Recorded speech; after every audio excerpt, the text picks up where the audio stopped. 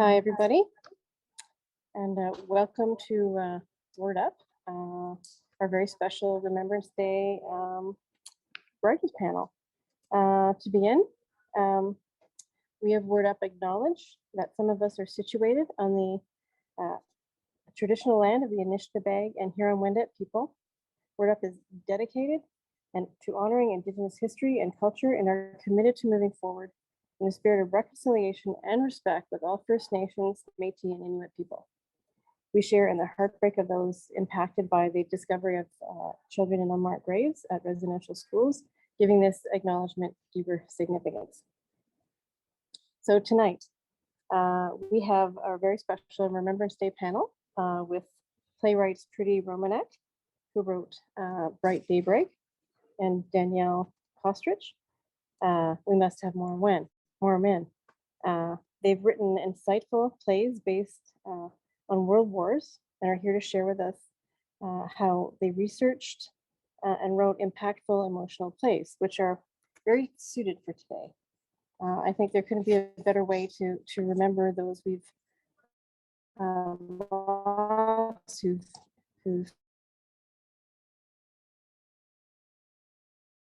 it through a play or through writing. They offer us an opportunity to gain a deeper insight to the heart.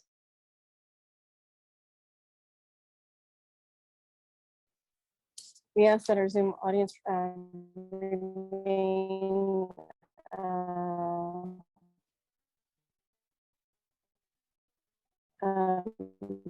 muted until our question period arrives.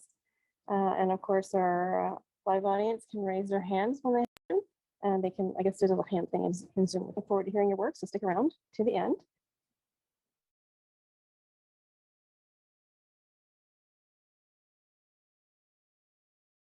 So,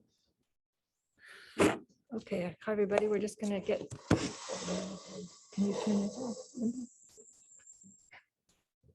Did you change us to spotlight? Yeah, and I'm gonna, right. Okay. Where's Linda?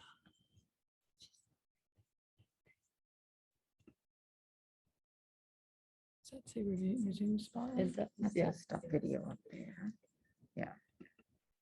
Oh, How do we get rid of her? you were right though. Remove That's a whole other spotlight. play. That's it. Yeah. There we go. Okay, sorry everybody, we're good to go. Oh, and you are unmuted, so you're good. Hi there. Thank you, Linda, for introducing us. I'm Trudee Romanek. And I'm Danielle Kostrich. Hello. Everyone can hear us, I hope. I know you guys can. Hello. Hello, real people. So we just thought we'd take just a second to tell you a little bit about who we are and what our plays are. So my focus has been on English and drama since my university days, and I went directly into publishing. I've been an editor for 30 years, and I'm a writer of nonfiction, fiction, and works for the stage. So my play Bright Daybreak is about one soldier's struggle to deal with the moral issues that the World War II battlefield thrusts on him, and it deals with PTSD-inducing events that come with active duty. Okay. I am Danielle Kostrich. I am not born here, but pretty much lived here my whole life in Barrie since I was 2. I also have a background in theater and English and have been teaching in elementary and high school since then, and also dabbling in playwriting and acting. So I moved back to Barrie in 2013, and I've been working with Theatre by the Bay for 8 years ever since, on the board and also writing plays for them. So in 2015, I was approached by the then artistic director of Theatre by the Bay, Alex Doe, to co-write a play about Barrie specifically and the First World War. So we began working on that, and it was mounted first in 2016 and again in 2017. It toured to Base Borden and to Collingwood, and over 1,000 Simcoe County District School Board students saw it, which was a big accomplishment. And then I also wrote a second play about Barrie during the World Wars called the Cenotaph Project, which was mounted in 2019. Very different plays, but similar research approach, which I will get into. Yeah, so the first play, We Must Have More Men, is about Barrie, mostly the home front during First World War, and follows 4 pairs of characters exploring sort of the theme of what does a world war mean to a small Canadian town, because Barrie was a lot smaller back then. And Cenotaph Project was based I on, don't know what. oh, Sorry, oh yeah, we're admitting someone. my apologies. Sorry, Frank. Welcome, Frank. You get a shout out too. My second play, Cenotaph Project, was based on Clint Lovell's book, The Boys from Barrie, which is here. You probably see it backwards. But it was written by him and his high school students in 2005, where he gave each of his students the task of choosing a name off the cenotaph and then researching who that person was. And they turned all that information into a book. And from that book and the information that they gathered, I drew my inspiration for my second play. So we'll get into that a little later. So we wanted to start off by talking about where we started, in fact. And when Danielle and I were talking about this, we agreed that how you build any story that's based in history really depends on what you are starting with, what you have at your disposal, where the spark comes from. So I will just tell you a little bit about the spark for Bright Daybreak. And that is that in 2005, a friend of mine and her brother told me that they had 300 letters her brother had written home during World War II. So I read those and I learned about this man's life. And then I was shocked to find that my friend had 2 brothers, and that this man who'd written all these letters had actually died in the war. I thought he was the brother who had found the letters. So I started with those 300 letters and a very strong sense of loyalty and compassion for this one soldier. And I saw my project as an appreciation for this one soldier because I knew that he represented many, many others. So I'm just going to read you a little line that is the premise for my play. A former soldier, terrified he's going to hell, gets an otherworldly chance to recreate some of his more questionable exploits. Whether they vindicate him or damn him further depends on the answer to a larger question: exactly who is the enemy? So that's sort of where I started from, my starting point.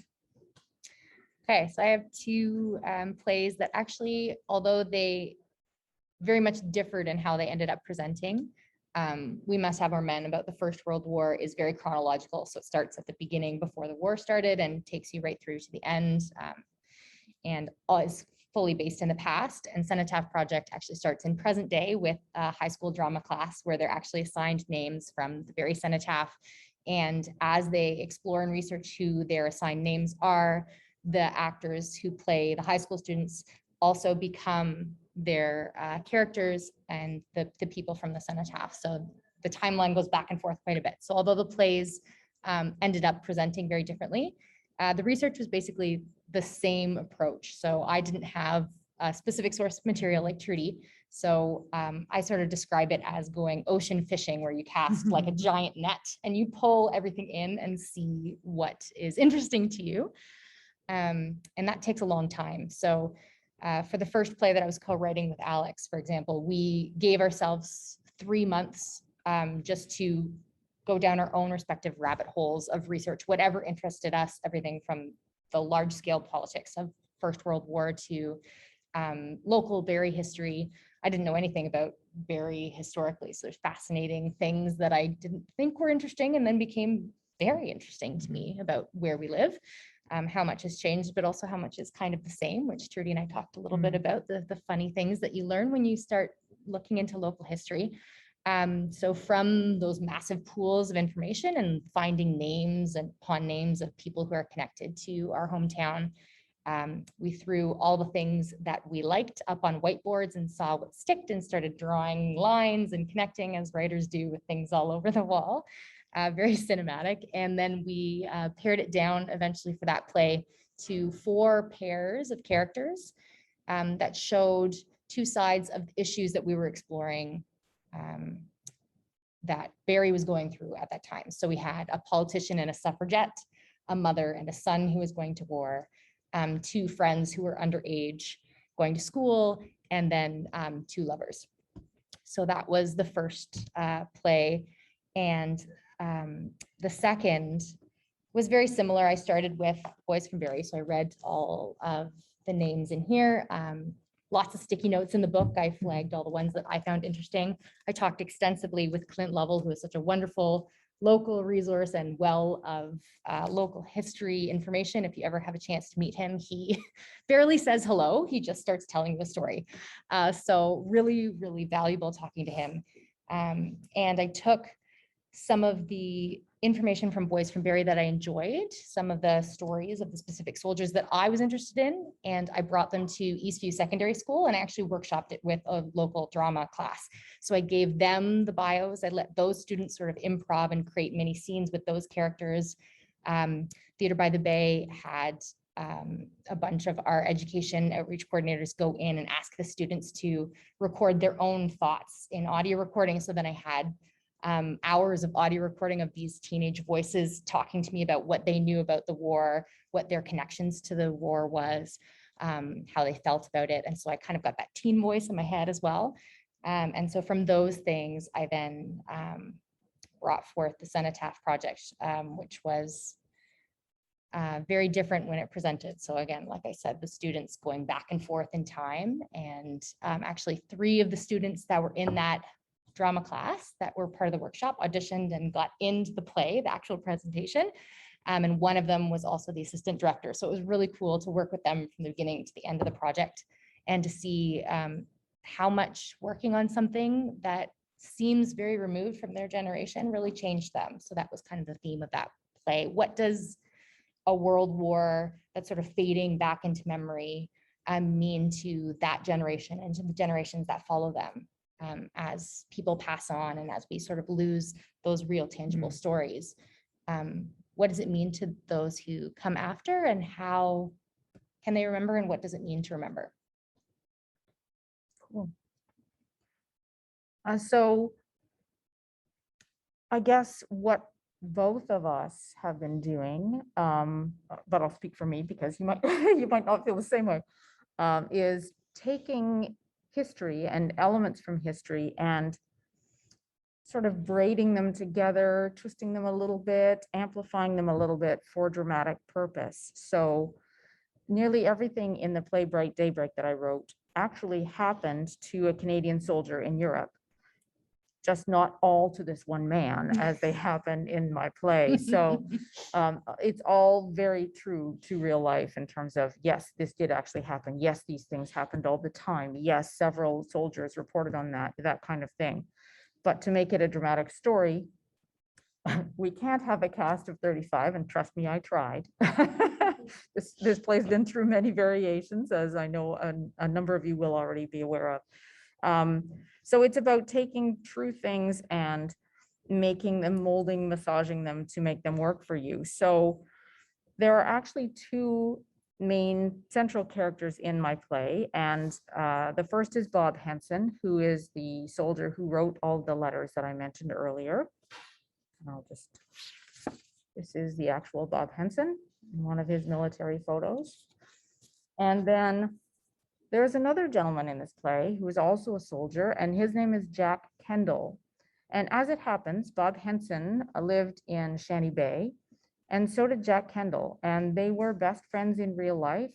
They joined up together so that they could be in the same regiment, and they were best friends. They were both in the anti-tank platoon, and they were best friends for as far as they got in the war. So I'm going to show you, because I just got permission to show you these. These are 2 pictures. Bob is on, okay, Bob is the one in the sweatshirt. There we go, in the bottom picture. And he's also on the same side in the top picture. And Jack is the gentleman in the uniform on the other side of the picture.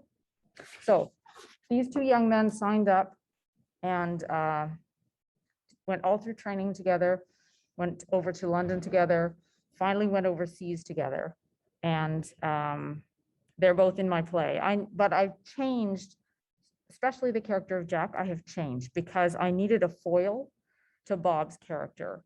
I needed someone whose views were slightly different than Bob's, who would argue with him about things so that we could have that discussion of what's right, what's wrong, whose side are you on, kind of thing. So, so I changed Jack. I even changed the fact that in my play, Jack dies a very dramatic death in the war, when in real life, Jack was horribly wounded and went to England, convalesced, and came home, a changed man, but alive. And so I spoke to Jack's son and said, are you okay with the fact that I'm killing your dad off, even though he didn't die in the war? And he gave me his blessing, so on I went. So I looked in the letters for little things between Jack and Bob that some people might interpret as tensions, or just little facts that I could turn into tensions. And I sort of expanded those and elaborated on those and created from them this tension between them, built this relationship that's not true to the relationship they had in life. They were best friends the whole time they were both living. Yeah, so Danielle is going to help me, and we're going to read an excerpt from the play where I talk a little bit about Jack and Bob. And as I say, in the premise for the play is that Bob is a soldier who died in World War II, but still to this day is in limbo, unable to cross over because he feels guilt about the things that he did in war. So Jack meets him in limbo, and they see if they can work through whatever's going on with the two of them in limbo. So Which I think is so cool. I love, well, thank you. I love plays that just use the magic of theater and just do stuff like that. So Danielle is going to be reading Bob Henson's part, and I'm going to be reading Jack's part, and just a couple little stage directions just to help you sort of keep up with what's going on, because you don't get to see it on stage. Set up the scene. Yes, thank you. So Bob and Jack have just had the opportunity to relive an experience during the war, which is what this time in limbo has allowed them to do. And they've relived a river patrol.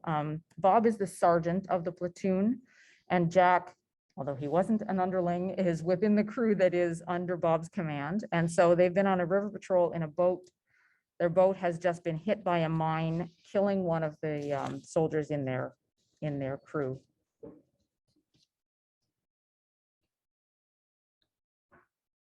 What? I was ordered to patrol on the enemy side. You were. If I'd turned it down, I wouldn't have saved him, just myself, like Smithers. That's true. But He died in your arms, Bob. you think I wasn't torn up about it?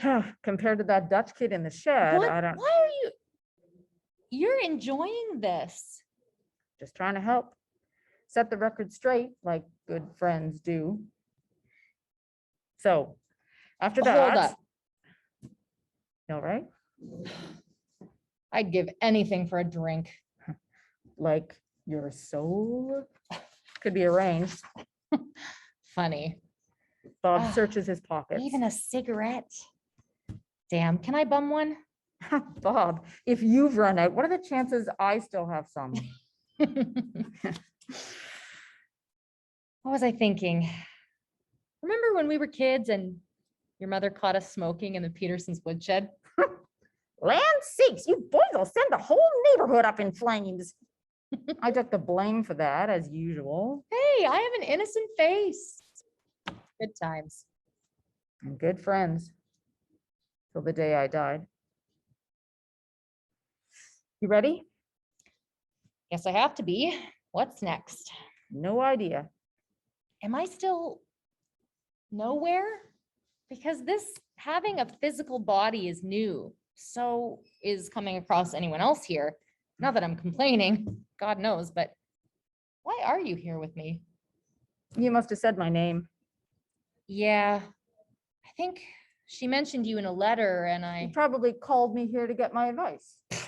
that chance, when have I ever needed advice from the likes of you? Hey, if every decision you made was the perfect one, you wouldn't still be here, would you? Whoa.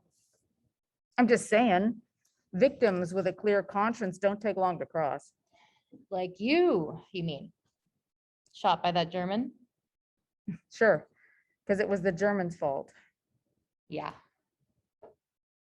We got to reenact my death. You'd go through that again? Anything to help out a buddy. And that's the end of the scene. Scene. Acting through the mask. Acting with your eyes behind Yes. glasses. Oh yeah, and glasses. Um, Thrilling to watch. I'm yeah, sure. so that's just a little bit of a sense of how I tried to take some of those things and make them work within the arc of my story. But the other elements, I mentioned that I have all of these letters, 300 plus letters, and Bob was a really good writer.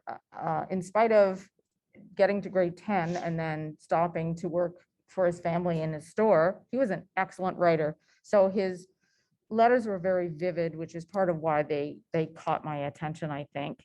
And I really tried to use as much as possible. There are little snippets of his letters that are in the play that we're sort of hearing as an overlay that they're not sure where it's coming from. So I tried to use verbatim content from his letters as much as I could. So I wanted to read you just a little bit of a letter that Bob wrote in 1944, August 1944. Dear Mum, I think this is Monday, the 21st or 20th, I'm not sure. We have had some fun these last couple of days. I was talking to a German paratrooper for a couple of hours the other night, and he had the Iron Cross and another decoration.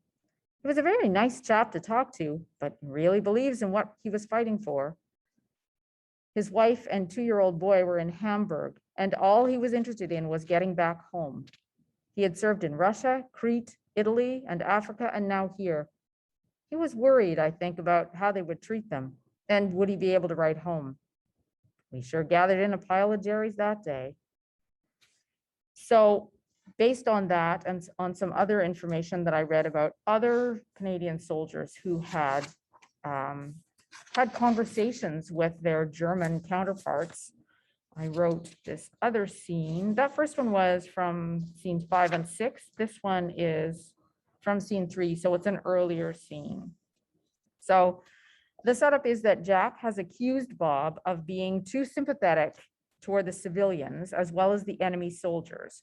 He's also accused him of not writing home about the grim truths of what really happens in war, sugarcoating things. So again, Danielle's going to read for Bob. I'm going to read for Jack, and then we sort of shift a little bit, and then I'll be reading for the German POW. I was talking to a German paratrooper for a while. Another bright spot. Who? This enemy soldier? This part of the war? Him you wrote home about, a Kraut POW. So I should have left out prisoners like Johann Strauss? Or are you upset that I even talked to Strauss? German POW in his late 30s appears behind, unseen by them. You remember his name? Sure, same as that composer guy who wrote the Blue Danube Waltz. Another German. You chat with him too? That Johann Strauss was dead long before. Look, the only reason that I... Bitte? Shit. You brought the enemy here? Jack aims his gun at the POW. Whoa, whoa, Jack, think where we... Don't just stand there. Oh. Can you help us with something? No, Jesus, get your... Bob aims his own gun. Now talk to him, like back then. Was hast du gesagt? Oh, shit, German. Right. Hände hoch? Ich habe Hunger. Hungry? You, me, and everybody else. Essen, bitte? Is food? No food here. Kein Essen. No food. Is papier, paper? For what? To write, Familia. Your wife? Und Son, Tochter, daughter. Ja? so Maybe. Give me some information. Why were some of your men using bayonets? there's no bullets. No bullets. Happens some days. Uh-huh. You know your side's not going to win. Yes, maybe. You're just losing men and taking a bunch of ours with them. You and the bloody SS. SS bastards. They run, be safe, leave us only. Wehrmacht, normal army to fighting. Africa, Italia, Rusland. You fought the Russians too? Yeah, must not come to Deutschland. It's very bad. Worse than if we Canadians or the English get a hold of it? Yeah. We should be with Englander, Canadier. Fight Russian dogs. Was ist zusammen? Together? Hmm. So the SS you don't like, but us you do. Why are you fighting? Food, job. Deutschland is much poor. The world break us. We must to pay billions, gold marks. Because of the first war. Yeah, the war to end all wars. But you're okay with stealing from innocent people, whole countries. Me? Nein. Der Führer, der Generale say is answer. You like this, Führer? Bag of wind. Yeah, make big bad face. But make Deutschland strong. I want work. Feed familia. So I to fighting, but it's long years. I need tell them I okay. Tell I miss leave. Yeah. Strauss, eh? Like the waltz guy? Music? Yeah, Johann Strauss. Oh, there's the MP. Come on. Bitte, the paper for writing, yeah? Can't help you. Let's go. End of scene.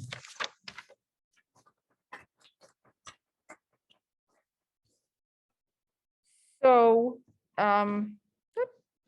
here we go.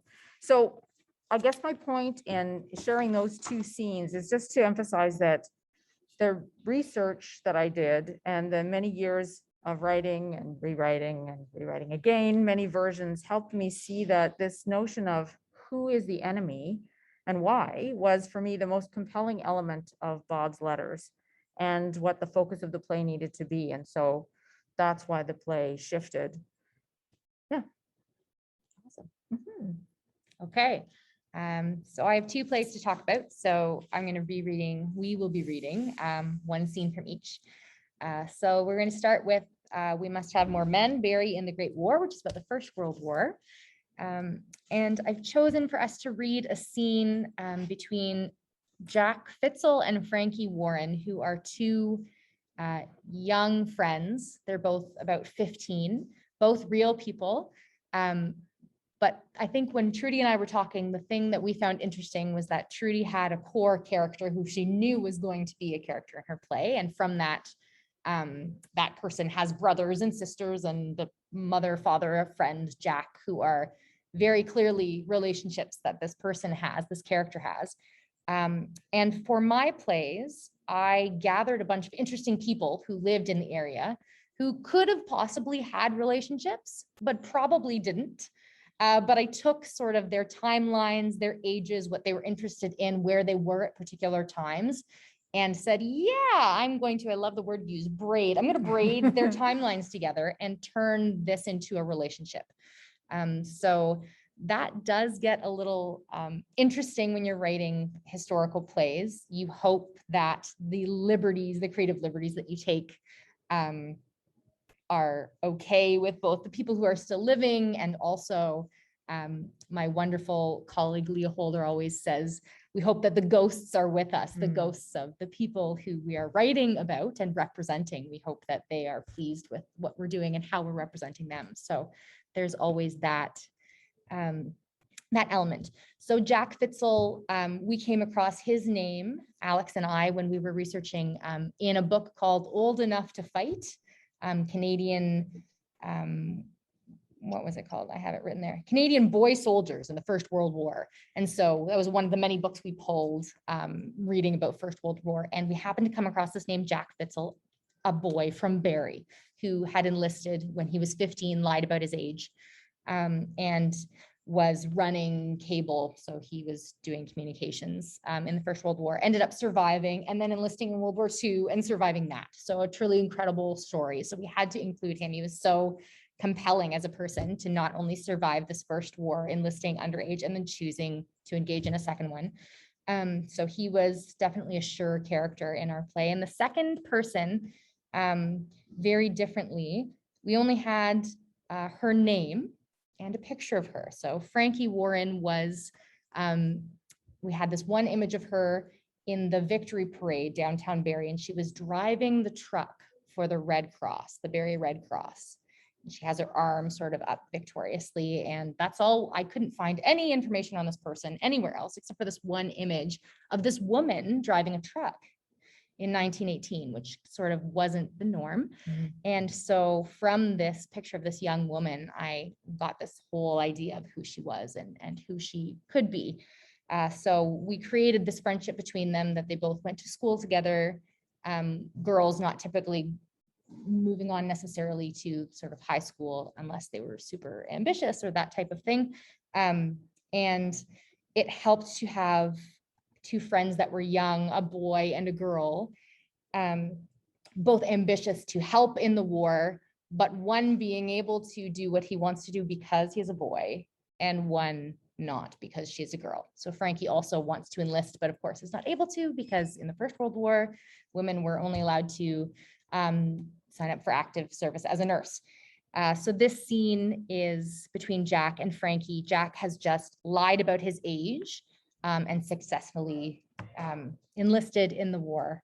And this is sort of the fallout of what happened. So I will be reading Frankie and sparse stage directions, and Trudee will be reading for Jack. Again, Again, a different Jack. a different Jack there, that's consistent. Well, you look at that. I'm in the army. I did it. I'm going into battle. Look out, Hans. Here comes Jack Fitzl. You should be ashamed of yourself, Jack. I thought you'd be happy for me, Frankie. I got in. You're the one who's always talking about doing our bit and going overseas. And well, I'm doing it. I'm a soldier. But you lied, Jack. You're just a schoolboy. You can't even grow a That mustache. doesn't matter. They need more men.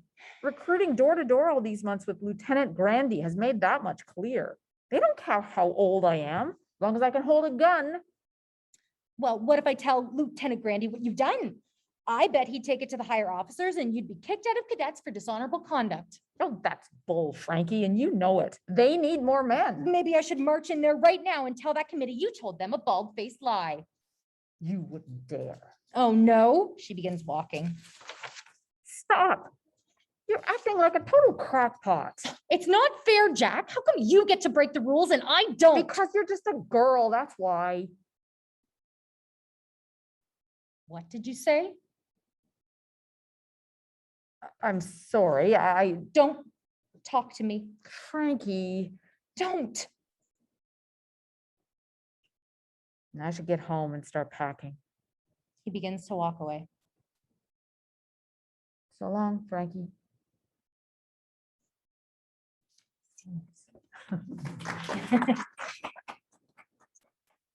That ends up being the last time those characters see each other before Jack goes off to war.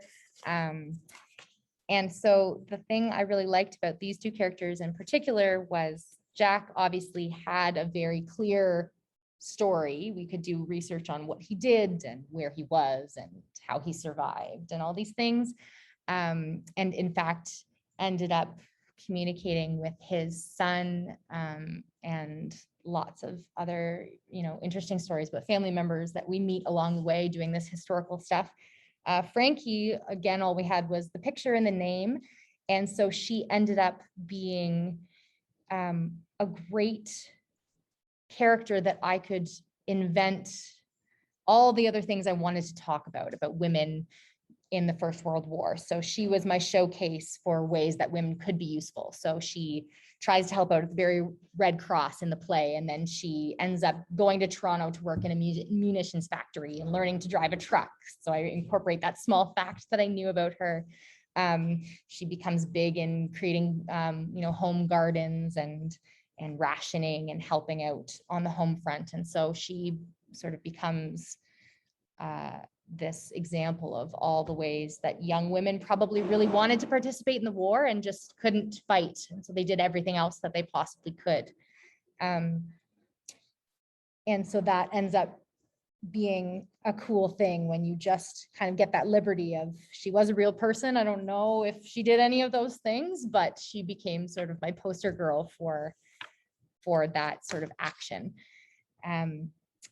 Okay, so that we must have more men. And Switching next to it play, entirely. second play, which is entirely different. So the cool thing about the Cenotaph Project is, like I said, it goes back and forth between present day high school students and the Second World War, which is more my style of playwriting. Like I mentioned with Trudee's play, I love sort of the magical realism, the magic of theater, where you can do anything and just make it happen. I also love being the playwright because I can write it all down and I don't have any I don't have to make it happen. I just give it to the director and they have to make it happen. Sorry, Leah, she did a great job. So this scene that we're going to be reading is between two high school students and one who has been given the name of Norman Hooper, who was a man who lived in Barrie. He was a little older, actually. He worked for the Barrie Examiners, who was a journalist. And a lot of the men were in their, late teens, early 20s, and he ended up dying when he was 32. So he was about a decade older than a lot of them. So really interesting there already, sort of like what compels this sort of older man, if you will, to enlist. And I actually was drawn to his sister. I'm going to read just a short excerpt from The Boys from Barrie that sort of turned me onto her as a character as opposed to him as a character. So here's sort of a little picture. That's the picture of Norman.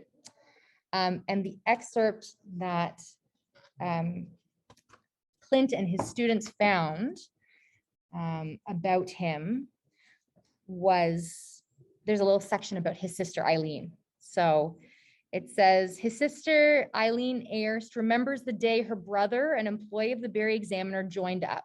They sat on the front steps as their father walked home from work at the railroad. Norman told his father that he had joined up. Eileen remembers her father, a veteran of World War I, collapsing inside. He had never talked about his experiences in the trenches. The advice he gave his son was not to go into the infantry. And so that sort of memory that isn't verbatim at all, just this sort of image of them sitting on the porch waiting for their dad to come home from work, sort of knowing what his reaction is going to be, was really compelling to me. And so she became sort of the character that I wanted to follow for this high school student who had picked Norman Hooper's name.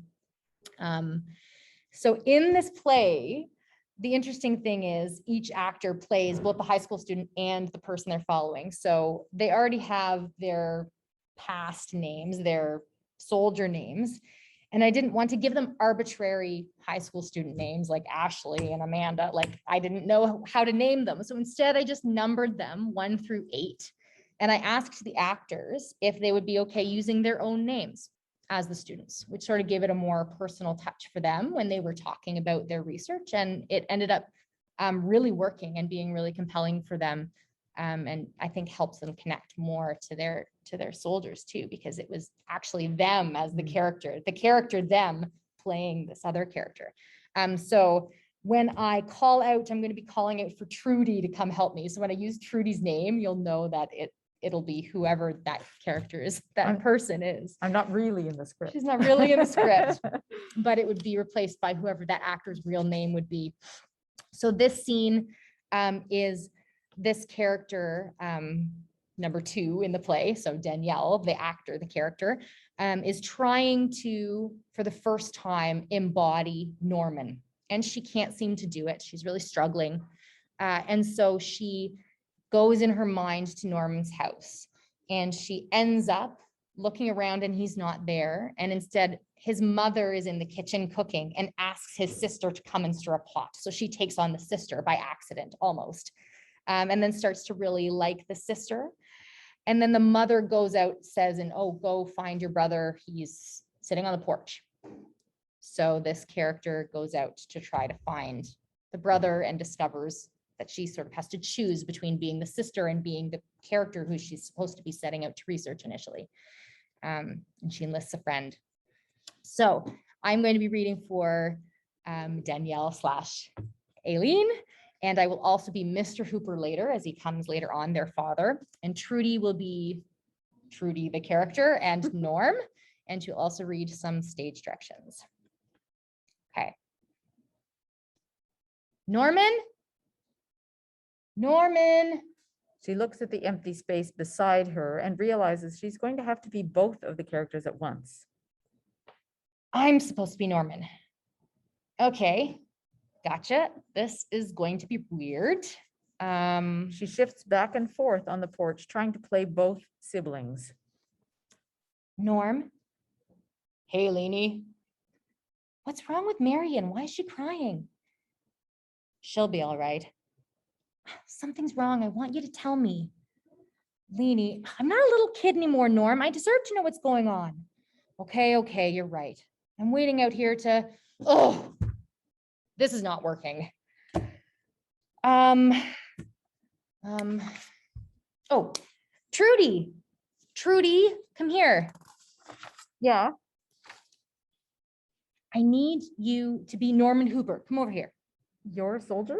Yeah, Why? well, your soldier's already dead, right? Orak? Yeah, I guess so. Okay, so I'm supposed to be following Norman Hooper, right? But I discovered he has this younger sister, Aileen, and I don't know, there's something about her.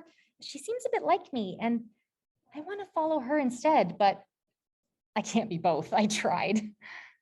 So you want me to be your soldier Yes, so that you can be his sister instead?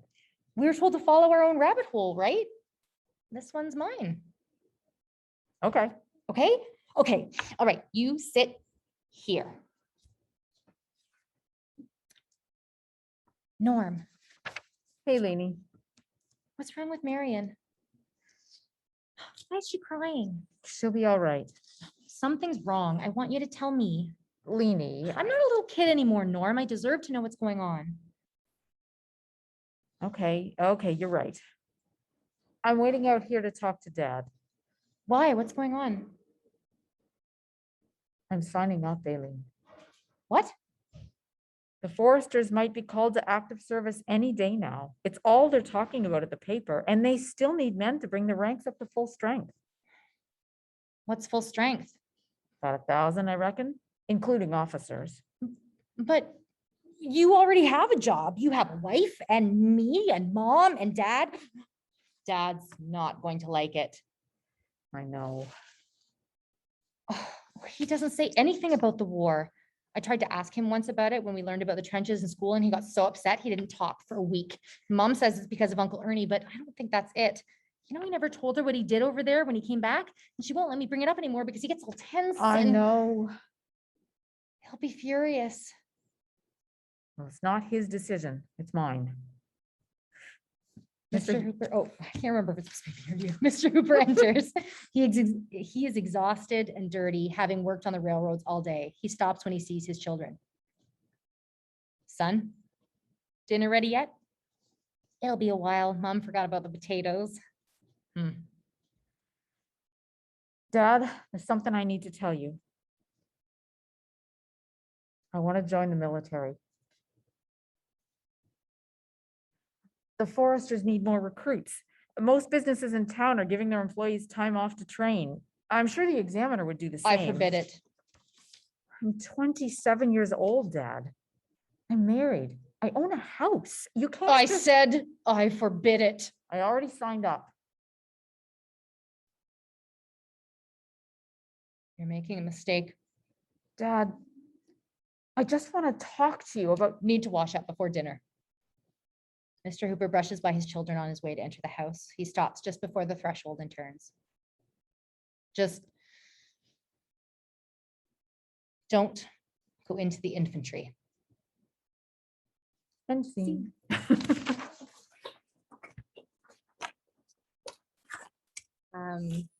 So that was my imagining of how that went, just based on a paragraph in the Boys from Barrie book.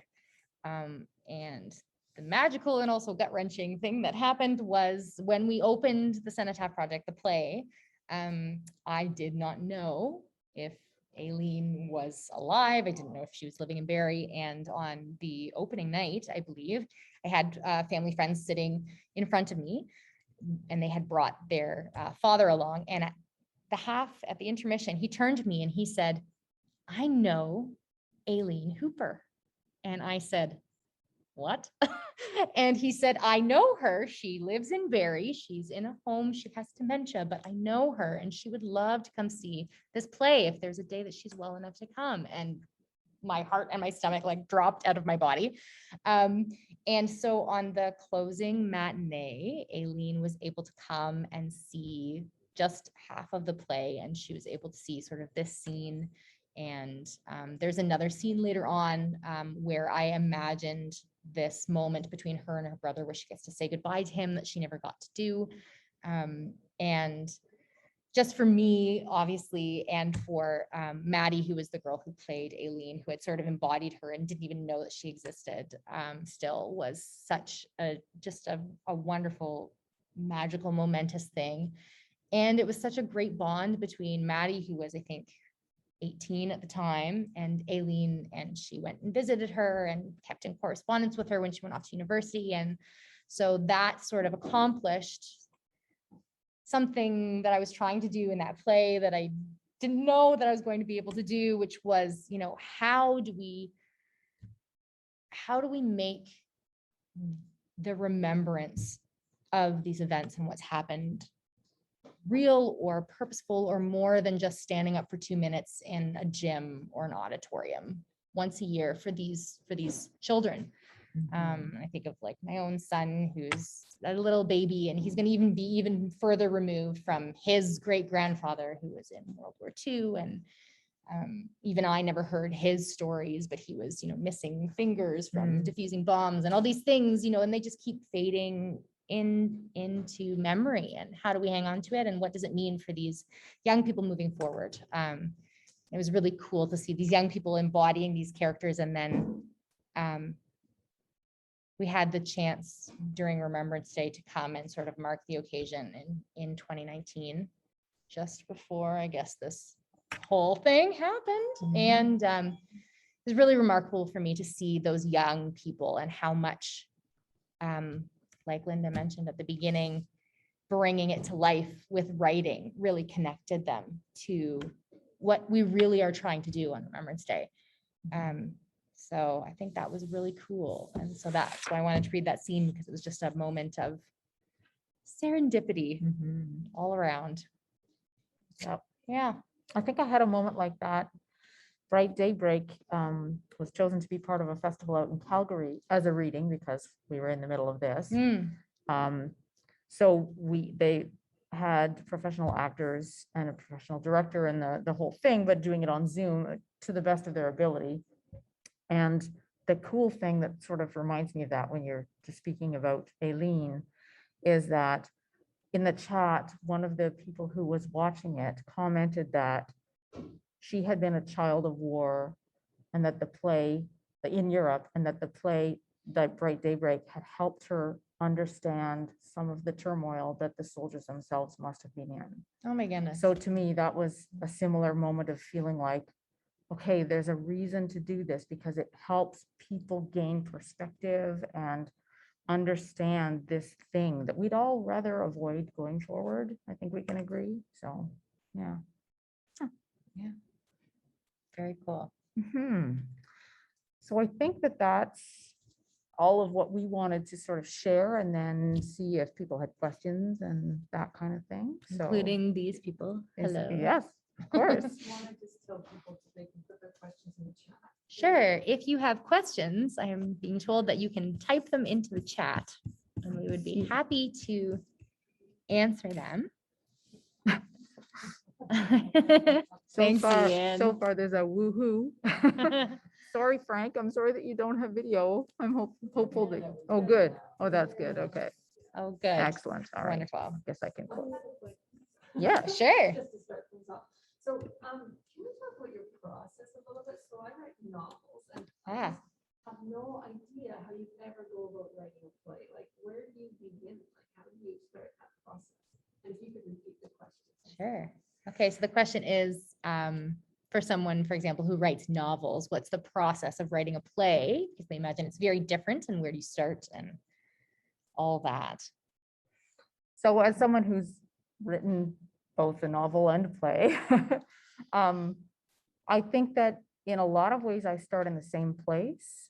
In a lot of ways, what's at the core of a story for me is the characters. And I have to fully understand those characters, even if I have an idea of what the story will explore, I have to start with those characters. And so the first thing I do when I have a sense of who any of the characters might be is create character sketches, which I do for novels as well as for plays. And then I just try to imagine the situations that they will be in.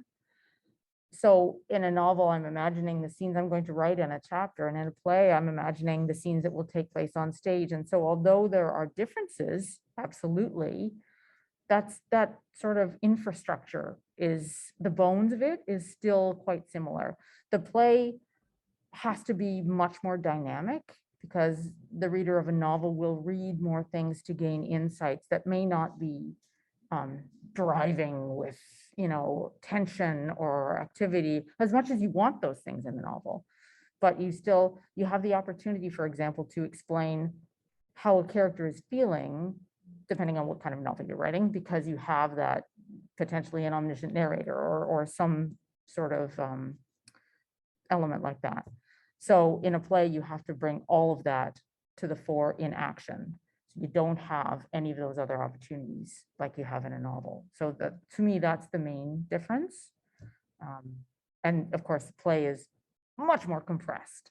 So every word matters so much more than in a novel. Yeah. Does Yeah. that sort of? Yeah, that kind of helps. Mhm. So someone I saw that. Yeah. I was just going to say that I think plays for people who write novels who aren't a fan of dialogue or struggle with writing dialogue, maybe writing a play is like very daunting because it's all dialogue, right? And I happen to really like dialogue, so clearly, so that helps. But yeah, the thing about, sort of not being able to tell things in one way and just having to show them in a different way through. And then I think something I like about playwriting is it's very collaborative. Theater is an art form that is, so much of it is not only just your director, but all the designers that design the set and the costumes and the lighting. And then each actor brings each of those characters to life in ways that you could not imagine at all. And so for Cenotaph in particular, I was writing the play partially while it was already cast, and so workshopping it. So that was informing how I would write other things, and that's really helpful, I think. So although you might find dialogue daunting, playwriting is so collaborative that you get so much more feedback. Like I feel like sometimes when you're writing a novel or something, it's so isolating and you only have you and you can ask somebody else to read these pages and they kind of give you feedback, but it's not the same as having someone else read the words back to you and bringing that to life in new ways. That actually brings to mind the added challenge of plays, and that is that you're trying to anticipate how what you've written will make the audience members feel and respond. And I think that's part of the reason why the workshopping is so crucial, because you get a chance to actually sort of test it out on real people, whereas when you're writing the novel, you can sort of go, okay, well, this is how I feel reading it. This is how my friend feels reading it. So I have a sense of how it's going to be received. But with a play, the audience is such a huge element that to be able to workshop it, things go on stage and then they get reworked because something's not working with an audience. So that collaboration, you're right, is absolutely a huge difference. Yeah. It's also cool to just try to keep it just to dialogue. And when I first started writing plays, I would have these long stage descriptions of everything that I thought should happen. And then I realized that's not my job as the playwright. that's the designer's job or the director's job. And so really you just try to have very minimal stage directions, only what is crucial to you telling the story. So that's also interesting, like really not even just it being very dialogue heavy, but really trying to cut back the description because that's not your job at all as a playwright. Whereas for a novelist, it's very much a huge part of the process. There is another question here. Oh, piggybacking on that, do either one of you think that We Must Have More Men, the Cenotaph Project, and or Bright Daybreak could work as a novel? And obviously why or why not? Oh. Well, given that I started this as a nonfiction project, it's been through a few things. I don't think I've ever thought of it as a novel. I think it could work as a novel, but I really love, there are some elements in the play as it is now that have that magical realism that Danielle mentioned. And I think that the impact, I'm hoping that the impact of those things, when one day we can actually stage the whole thing on an actual stage with actual audience members, I think the impact of those magical moments will be greater than they could be in a novel. You know, there are some goosebump things that happen in a theater that don't happen as readily in a novel, Mhm. because when you describe something, it's different than when you experience something. So And some things are meant, like you do get goosebumps reading certain novels, but it's a different thing. It's like some Mhm. things are meant to be read as a description where you get that feeling.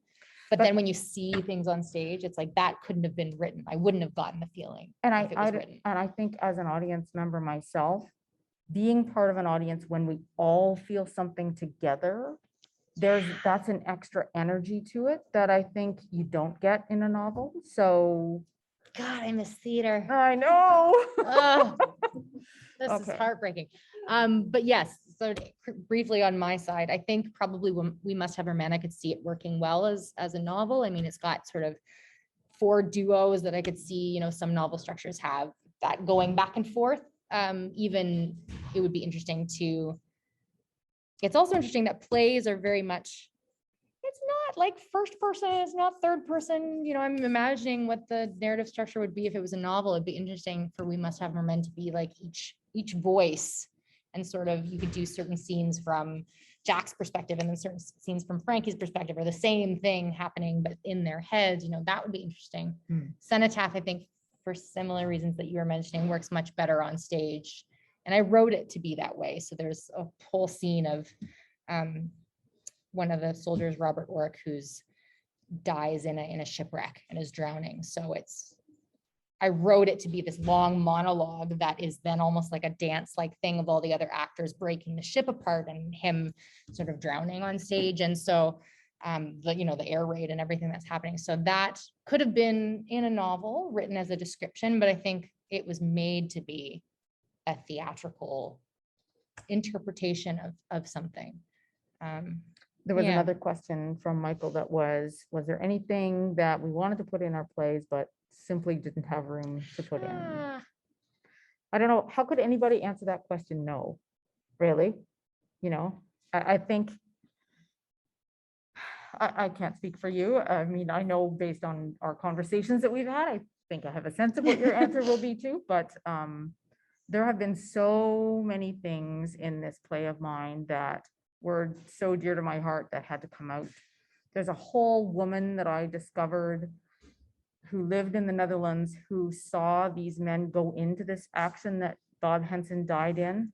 And I was telling you, I spent 4 hours on, it wasn't Zoom back then, on Skype with a gentleman in the Netherlands, because he had a diary that this woman had written about the Canadian soldiers that she encountered before they went into this offensive. And I said, I really need to read that diary. And he said, well, it's in Dutch. And I said, okay, well, can you photocopy the pages so that I can get someone to translate it? Oh, no, it would damage the binder that it's in, or the binding or whatever for me. I can't possibly photocopy it. I said, well, then look, how can I learn what's in there? He said, well, I can translate it for you. So here I am madly making notes while he's translating from Dutch to English on the fly, flipping through these pages. So that was, for those of you who know earlier versions, that was the Yakamina character. who I loved dearly and who actually existed, but there was no room for her once I determined what the arc and what the point of the story was. There were also other real people, for example, Ken Rowland, who was in the same regiment, who was in that battle, who survived that battle, who I met and interviewed several times, who was originally in the play. And I actually didn't work on the play for 3 years because I knew I had to take him out, and it broke my heart. And so I couldn't do it until he passed away. And after he passed away, then I went, okay. It still breaks my heart because his daughter is this, she and I have a bond like this because of the projects we've worked on, but he had to come out too. And ultimately you have to go, what is the best thing for the play? And the other things have to come out, whether you love them or not. I always say I could have written 50 plays about First World War and about the Second World War. And Second World War is the most written about topic ever in history and will continue to be.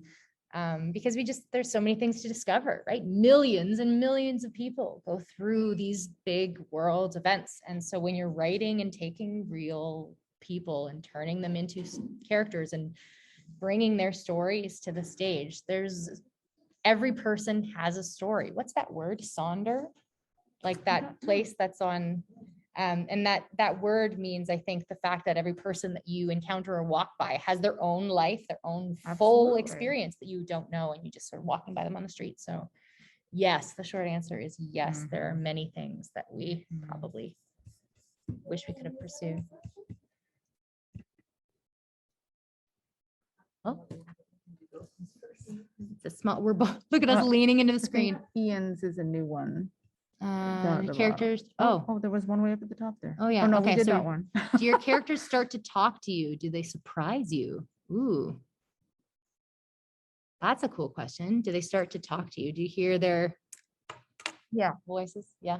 Yeah, I have had that happen to me if I just shut up and listen. Sometimes when you're working away and you think you have an idea, if you don't take that time to just sort of let it happen. That's why I like the business I was talking about before about creating the characters, because then when I put them in a scene, I feel more able to just let them, what I know about them then creates the scene in a really organic way. And I feel like then I am listening to them in that, what I think the way that Michael means. Yeah, they definitely, I think something I love about writing historical things too is you have to get the voice right to a certain extent, because people now don't talk the way people back then did or do.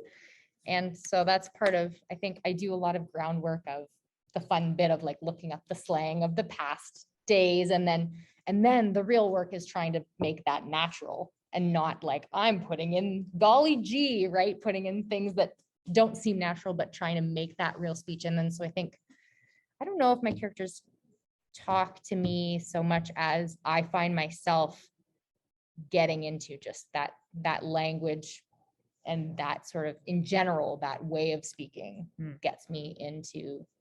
So I guess in a way, but I kind of just try to put my whole mind into a time or a place, which I think happens to actors too. When we worked on plays where we've had to have accents, different accents completely.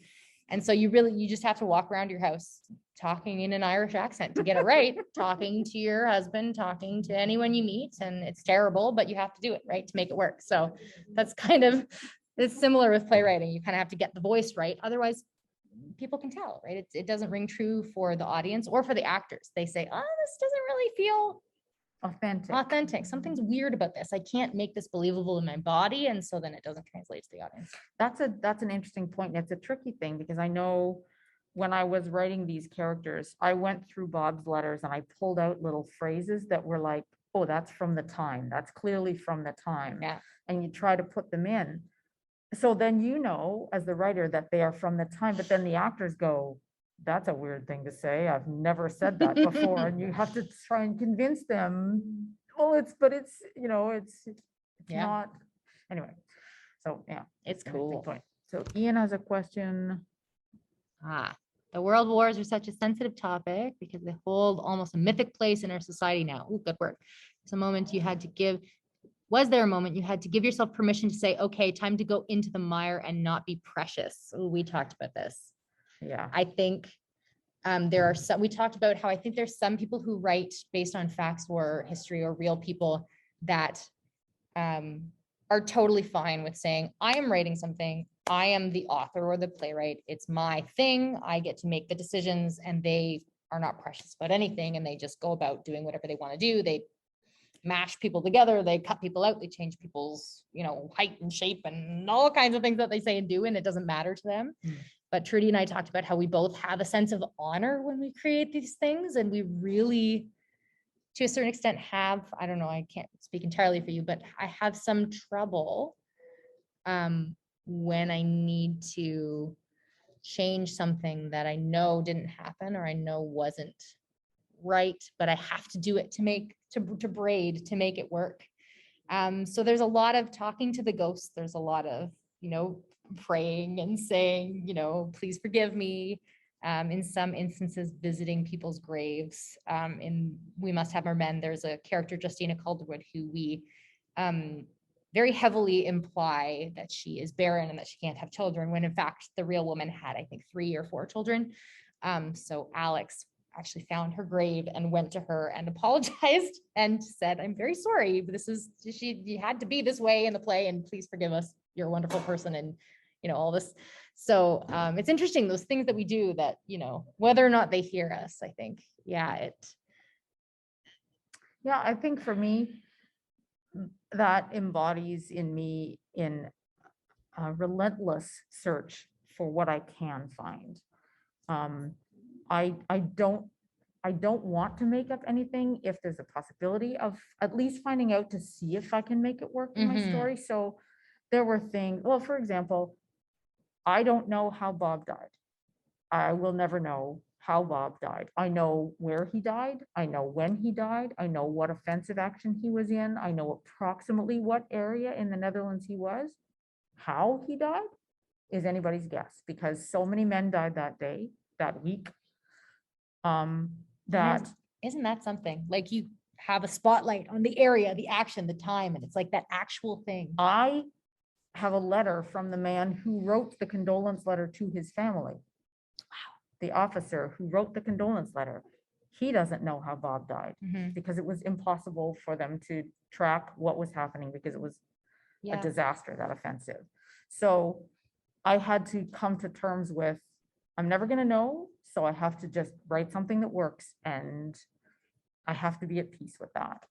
But the other thing, when I read that question about going into the mire, what comes to mind, and I don't know, we didn't talk about this, but I feel very strongly that these men and women went through some really horrible things. The least I can do is read about them and try to help people understand about them. But I know that what they went through is, exponentially more traumatic. But I had a great deal of difficulty focusing on reading all of these horrible things for all of the years that I researched this. And there was a time when I had to stop because I was literally having nightmares and I was getting depressed, and I had to take some time away from it all because it was just too difficult just to read about. Like, same. What does that say about what they actually lived through, right? Same. Lots of long baths are part of my writing process about this, just like long hot baths where I just like try to shed it all. And that's just, it's that feeling that I feel so low right now, and all I'm doing is reading about it. Yeah. And there were some times when I couldn't read about it anymore, but I had a deadline, and so I had to keep working somehow. So I would bring my laptop into the bathroom while I was in the bath, and I would watch World War II in color because at least I've been taking in some information, but not reading these war diaries or reading these actual things. And so that was still horrible because I think there was something about the footage being put in color when it was black. I don't know. Something about that was very jarring too, even though of course it was in color, it was real life, but it is amazing that it is like an untouchable thing. but it's, yeah, it's hard. Mhm. Back to something you mentioned early on about, going through your revision process and trying to get sort of down to the essence of what your play is about and what the message you're trying to get across. How intentional is that? Like, do you sort of start here and then just sort of whittle it down? I'm just curious as to how you sort of get there, and also how you, maybe this is an impossible answer, but how do you know when you got there? That's a good question. How do you know when you got there? I know playwrights who, even after the play has been produced the first time, they change things, like majorly. So how do you know when you got it there is a really excellent question. I know that for me, my play was very far off the mark when I started, and there were lots of stages before I felt that I had got to the point. And I think it was I was fortunate to work with two separate dramaturges in two separate moments of its creation. And it was their questions. They kept bringing me back to, why are you writing this play? And why are you writing it now? And I think that made me, I was feeling very much like I wanted to remove myself from the play. The play wasn't about me. People kept saying, all of the research that you've done into this is really, it's a fascinating element of the story, and maybe the play should be about you researching it. And I was like, no, it's not about me. But I think in the end, I realized that there is an element of me in here, because it's about understanding what Bob was struggling with. And that's what I was trying to do while I was researching. So I do have a character, there's a voice that's reading Bob's letters.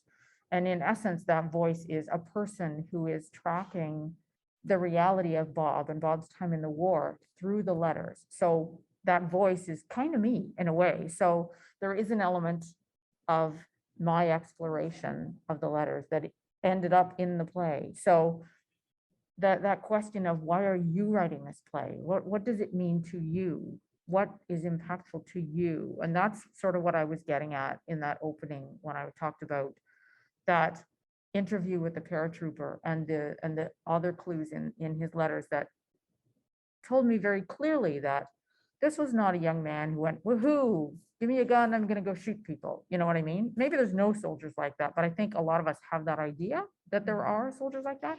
This was not one of those soldiers. He was very thoughtful and very interested in the people at the end of the barrel of his rifle and what they were experiencing and whether they were experiencing the same thing. The fact that he was curious about this German because the German was wanting to write home. Bob wrote 300 letters home. Clearly he understood the family with the connection with family and the need to write to them. So anyway, I don't know where I was going with all of that. Dramaturgs are angels that walk on earth. They ask you those questions. And that's, again, playwriting is a collaborative thing. And to have a dramaturg, people who don't write plays, basically a keen eye who asks those questions. What are you trying to say? Why are you scene in here? Why are you writing this? Yeah. What is the purpose of this scene? I don't know. I thought these two people should talk. Yeah. Really is usually my answer. And then like, not a good enough idea. Not good enough, right? Not good enough. Like Trudee said before, like every word needs to have a purpose. And so through just endless questions and conversations, hopefully if you are lucky enough to have a dramaturg, which Leah, I love you, really helps you, because I think you have your own things that, like you said, that you want to explore. And I think you start going and you think you know, and then you don't know at all. And then you're lost in the middle, just like most, right? We're lost in the middle when we write something and I hate this. Why did I decide to write this? This is terrible, right? It starts, oh, I'm so excited. And then this is the worst thing ever. And then eventually something happens, right? Where you kind of hopefully feel like you've found a purpose that really, I think often you don't really know why you're writing it until I think you do have to come to terms with, though, that you are part of it, whether or not you're actually a character in it. I considered putting myself in Cenotaph and then I ended up not, because I wasn't needed, because parts of me were in all of those high school students. Exactly. Right. And I was me investigating, I put all of because they were researching too. So I put all my discoveries of me meeting these people and I put it in as them speaking. Right. So you almost don't know until other people touch it, right? Until actors touch it. And then they sort of tell you, this means this is how I felt. It's so cool that you wrote this and this is what it means to me. And then you say, yes, I totally meant to do that. No, it kind of. It's definitely an evolution. Yeah. And it emerges. It's sculpting something that you don't know what you're sculpting, but it's like trying, those little like kids' eggs that there's like a dinosaur inside, but you don't know what it is. So you're just going until I'm rambling. Hoping you don't knock off a big chunk that you're going to need later on. Yeah, that's So it. those of you workshop your plays and so in Toxicity Theater has that. Theater by the Bay. Yeah. Sorry. Yeah. So they have like a workshop where you can meet once that month to. Oh yeah, the theater lab. Have you both done that? I definitely have. There are scenes from my older versions of my play that we workshopped at the very first theater lab, in fact. And it's moved on from there, and I've taken other scenes back to that as well. Yeah, very helpful.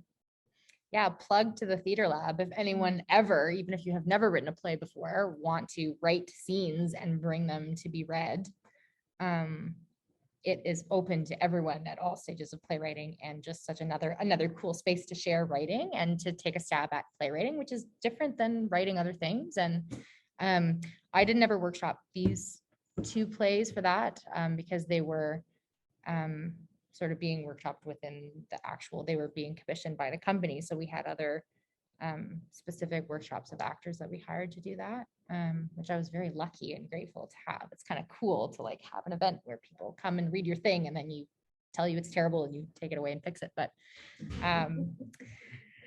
But yeah, Except the theater that no lab. one ever says it's terrible. No, that's just but they do say this doesn't make sense and this is a gap here and this is a hole, and you go, oh yeah, well, you can't see it until people read it and write and say, oh, this doesn't feel right. But yeah, theater lab is awesome and everyone should do it. And Leah says it's the first Monday of every month. I wasn't sure if it was the first Monday, so I didn't want to say. I knew it was on a Monday. It's the first Monday of every month. Yes, and you just email Theater by the Bay your stuff, and then they pick things. And then you also, it's great if you want to be an actor and you want to just try your hand at reading different scripts, because we all just read each other's stuff. Yeah, really, great. really supportive group, really helpful feedback. Yeah. Mhm. Yes, it is. It's at the library. Yeah. In person now again. Ooh. Yeah. Yeah.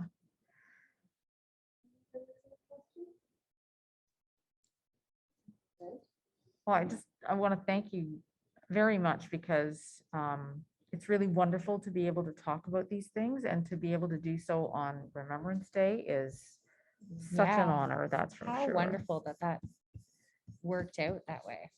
And it's great for me because I have a new baby and I don't leave the house ever. And so this is like, I'm like, put all my jewelry on and got makeup under my mask. I'm so excited to be an adult. But that aside, really, it's been awesome also just talking with Trudee, and we love realized talking we'd about never writing. really talked about our plays together before, so it was a really nice opportunity for us to do that too. Yeah. Thank you for doing amazing job and stuff, and the way you went back and forth was wonderful. Say Good, hi. good. And my video Sanitizer. is- Yeah. On Spotlight. Okay. Or on Spotlight these guys and then, sorry, I didn't bring my glasses. So I won't be able You to want to see borrow anything. mine? Or maybe we're not supposed to do that. Probably not. I don't even know what the rules are. So I am. I guess we can Remove spotlight. Oh, Oh, there There's we a go. little- Thank you over there. You have your glasses on. I do. Tell them not to leave for open mic. oh, yep. Open mic. Oh, And can they then- still hear us? Yes. Yeah, they Do not can. leave. Share your writing. And then I'm going to spotlight. Where's the spotlight? Can you see it? No. No, it's not there. I wonder if oh, you turned her video off, so maybe you have to turn. Oh, So yeah. on the little. in her little thing. Yep. we asked to start video. Second one there. Okay. Very good. Okay, and then we Okay, have there to- you go. Then we can spotlight her. Or I can just maybe do speaker view, which might work. She seems to be. Okay. She's there. Spotlight for everybody. Ta-da. Ta-da. Okay. Okay. So you guys are unmuted or muted? He's just checking to see are we muted? No. Okay, here we are. We're back.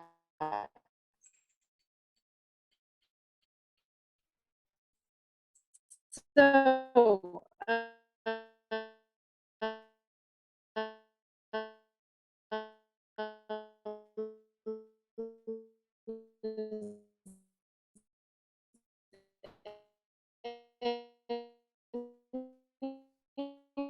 Try now.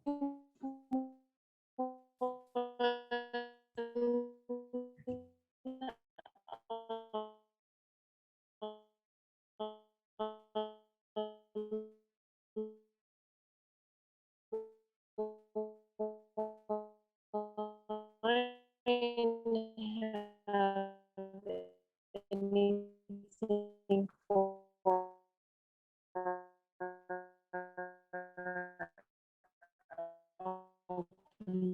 Mike.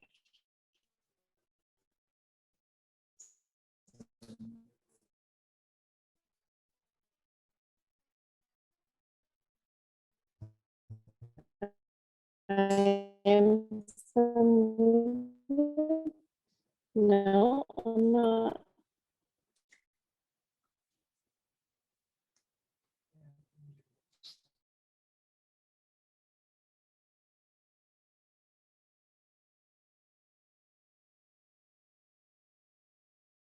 I'm not seeing any.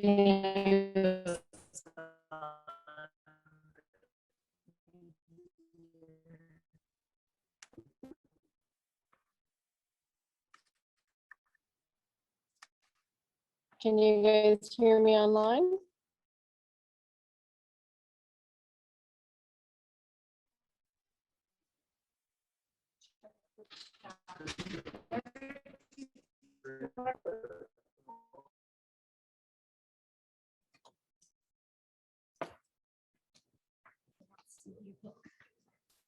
Hi, everybody. Can you hear us? No spotlight from Linda. I think we're having some internet issues. Oh, that's interesting. Okay.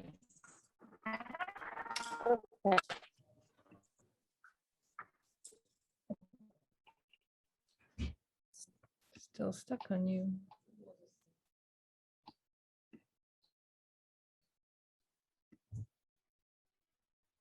There we go. We're here. So whoever wants to do the open mic.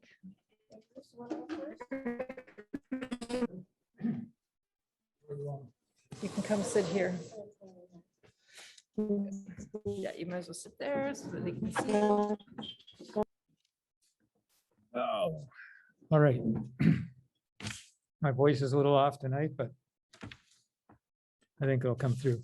This is a very short scene. I picked this out of my young adult novella, which was supposed to have been released last month and will now hopefully be this month, but there's always December.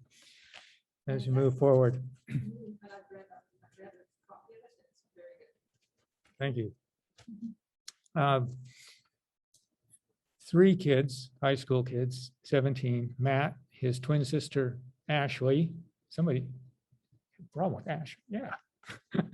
Ashley and their best friend, Sadia. I won't go into the whole reason they're here, but they're in a cavern and they've been working their way through this cavern they've discovered. And when they get to this room they call Middle Earth, and it's the first time they've been in it, they've just been exploring. Nobody else knows this thing even exists at this point. They're standing with the flashlight and looking at some stalagmites and stuff, and somebody rams all three of them from behind, knocking them all down. Matt's flashlight spins off and smashes. And whoever pushed them down, Sadia's cell phone goes scattering across the floor, stomps on it, heads out with his light, disappears into the tunnel. So they're in total blackness in this scene, and I'll just read one small section out of it. They've now made their way and found the opening, the tunnel out of the room, as it were, and working their way down. With my left arm reaching forward along the wall, our journey continued. It took forever to confirm my theory, but when we did, I had to smile. Stop here. We're at the second turn. It shouldn't be much further. Thank God, Ashley said. Sadia remained silent. We crept around the bend, the proverbial blind leading the blind. It was impossible to tell how long we'd been moving or how far we'd gone, only that it seemed forever. Empty step followed empty step. I realized my eyes were closed, which added to the weirdness. How would I see light from the entrance with my eyes closed? I opened them, wanting a flash of good news to appear in the distance. Instead, there was only darkness. Continuing to move forward, the word emptiness filled my mind. Like a parasite, it bit into me, trying to suck out all hope. Sadia broke the silence, her voice strained. Matt, something's wrong. It's still dark. We should have been able to see the light from the opening by now. Her voice evaporated into the damp air, then returned in a whisper, stating what I didn't want to admit. The entrance wasn't this far from the first turn. I stopped, or rather had to stop. My hands pressed against solid rock. I moved them up, down, and side to side, no gaps, hard and unyielding. My spirit sank. You're right. There's no light at the end of this tunnel. We're at a dead end, which is exactly how I felt, dead. Ashley sniffed. You're telling me we took a wrong turn, aren't you? I bet that skull is all that's left of the last person who got lost down here. Damn it, chill. I pushed my hair back and wiped my mouth. I'm frustrated too. I pulled out every fragment of optimism I could find inside me. We'll get out, but only if we don't panic. We need to retrace our steps and find out where we went wrong. Pressure on my arm told me Sadia was sitting down, using me for balance. She sighed. Matt's right. We'll go back to Middle Earth and start over if we need to. If we can find it, said Ashley. And how will we know if we're really there? She had a good point, which was also a very bad point. How would we know?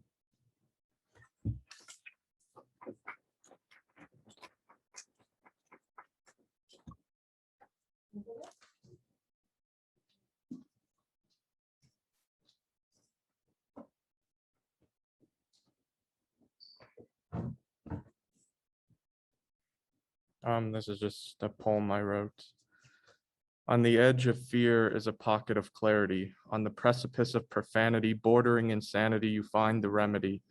Remembering sometimes you just have to let the die roll, release control, you've done everything within your role. Now let the soul rest as chance randomizes an outcome.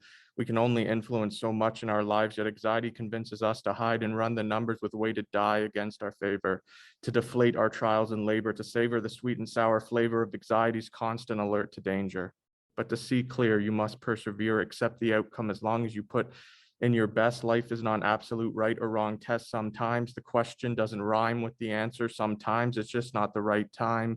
And what feels like a crippling defeat at the bottom, where you feel unquestionably beat, in these moments that teach us how to get back upon our feet, delivering a pocket of clarity that travels at the speed of light to become 20/20 hindsight, a defining remember when I almost lost it all, precursor to my fall, contemplating making the wrong call. If the outcome was different, I wouldn't be here able to stand so tall. After all, it's these moments that nearly destroy us that help harbor the feelings we one day learn to hold so dear.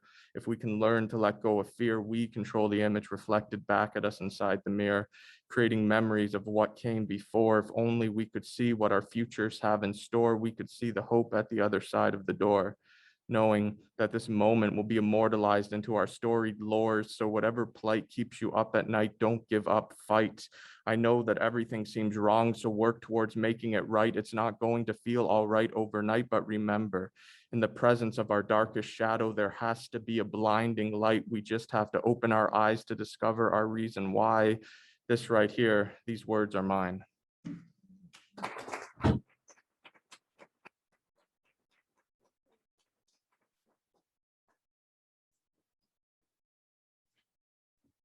Thank you, guys, and thanks for hanging in there with us for the wonderful technical difficulties. Thank our word uppers for joining us for open mic, and our amazing playwrights. I think this might be the first time we've had 2 playwrights do an event with us. So, and it was like perfectly appropriate for the day, I think. So you guys made it very special. The next word up is December 9th. And we're calling it the Day of Bruce because we have 2 Bruces coming to talk to us about short stories.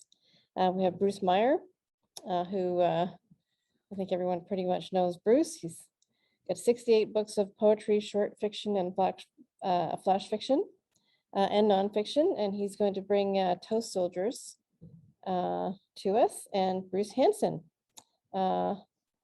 He has a collection of short stories called Tall Pine Tales that he's going to share with us.